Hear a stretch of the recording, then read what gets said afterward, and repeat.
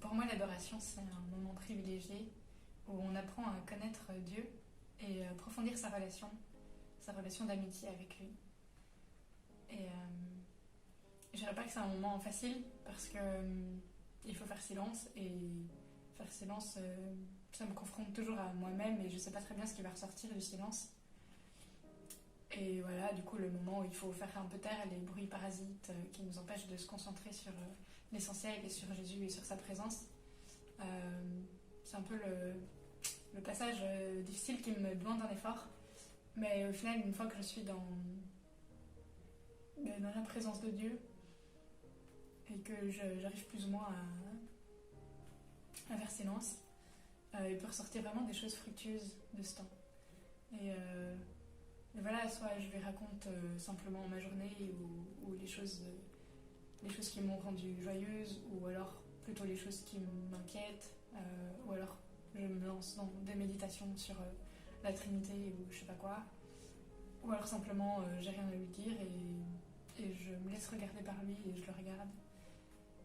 Mais quoi que je puisse lui dire, ce qui ressort de ces temps d'adoration, c'est un désir plus profond de le connaître et un désir plus profond de l'aimer.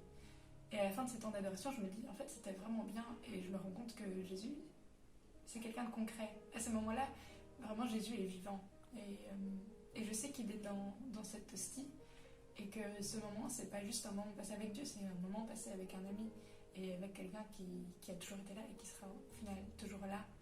Et je le rends pas seulement concret à cet instant précis de l'adoration, mais aussi dans ma vie de tous les jours.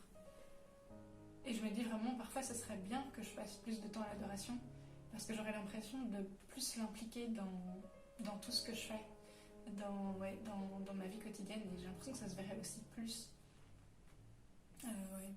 Qu'il y aurait quelque chose qui transparaîtrait de moi. Mais donc voilà, c'est vraiment des moments où je me fais une idée plus concrète de Dieu, où je me l'approprie quelque part, où je me fais une idée plus personnelle de lui.